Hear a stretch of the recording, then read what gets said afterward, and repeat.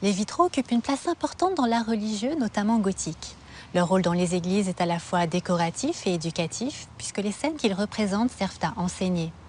Différentes paroisses alsaciennes ont eu envie de revisiter cet art et ont fait appel à des artistes contemporains pour concevoir des vitraux modernes. Nous avons rencontré ces artistes à l'occasion d'une expo photo présentant ce travail bien spécifique. La médiathèque protestante de Strasbourg met les vitraux contemporains à l'honneur.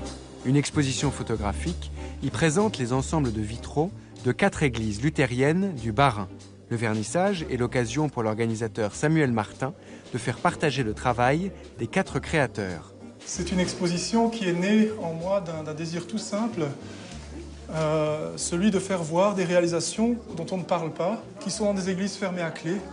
Et je me suis dit, c'est trop injuste que des artistes, que des conseils presbytéraux, que des communes aient travaillé pendant des mois pour mettre au point ce genre de réalisations, qui sont des réalisations d'ampleur. La réalisation que vous avez donc derrière moi de Breusch-Wickersheim, que j'ai dessinée et conçue, c'est un dessin qui s'inspire de certaines réalisations, notamment au milieu germanique. Et j'ai également voulu que les textes bibliques soient lisibles. Donc il y a du texte gravé dans chaque fenêtre. Les gens peuvent lire des textes bibliques tout en regardant les vitraux et savoir à quoi correspond chaque fenêtre. Ce n'est pas tout à fait le cas des autres réalisations. Les autres réalisations, à part une, n'intègrent pas de texte.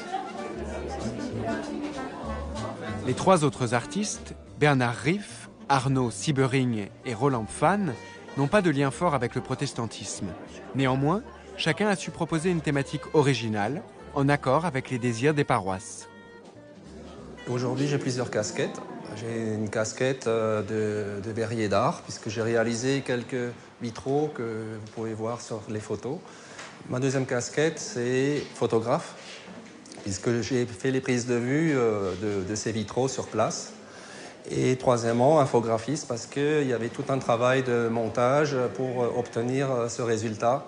Alors le travail du vitrail d'église, notamment, est un travail que nous mettons à disposition des générations qui vont venir après nous.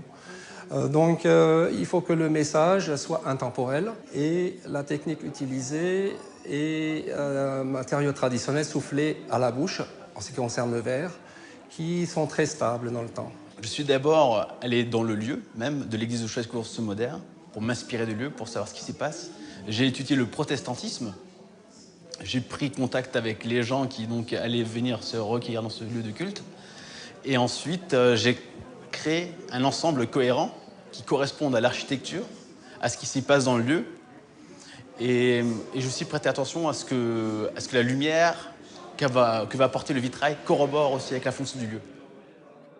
La thématique commence d'abord par le baptême, ensuite la Trinité, Pâques, l'Ascension, la Pentecôte, et aussi un élément important du protestantisme qui est la fête de la Réformation. Pour réaliser un vitrail aujourd'hui, il y a des connaissances monstrueuses. Le vitrail, c'est probablement un des métiers les plus complets qui est actuellement sur le marché en matière de métiers manuels. Il y a il y a l'intellect qui entre forcément en jeu, mais il y a toute l'alchimie qui est liée au verre, il y a le dessin, il y a la création, le projet, la réalisation. Là, on est devant une des fenêtres du chœur de l'église de Zittersheim. Là, le traitement, le thème récurrent, comme moi j'ai choisi, c'est l'aboutissement, c'est la sagesse, c'est la fin de vie, c'est l'arrivée au paradis, c'est une montée vers un spirituel, une nouvelle vie. Quelque chose d'indéfini, mais qui nous accompagne. Chacun va pouvoir s'approprier sa propre lecture à un moment donné. Ça peut donner des idées à d'autres paroisses. En tout cas, c'est mon souhait.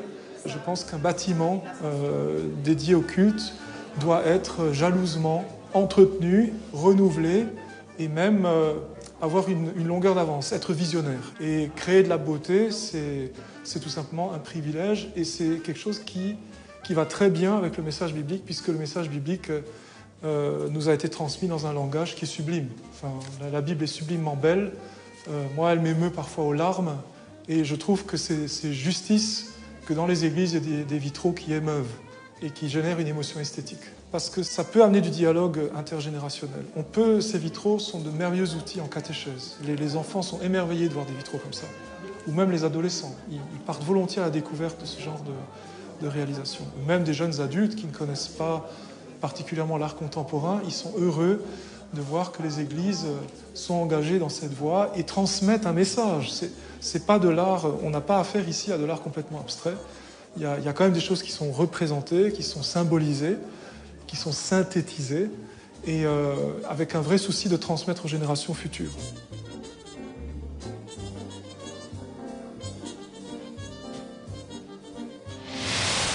Pour aller plus loin, vous pouvez vous procurer cette revue de Foi et Vie, Protestantisme et Art contemporain.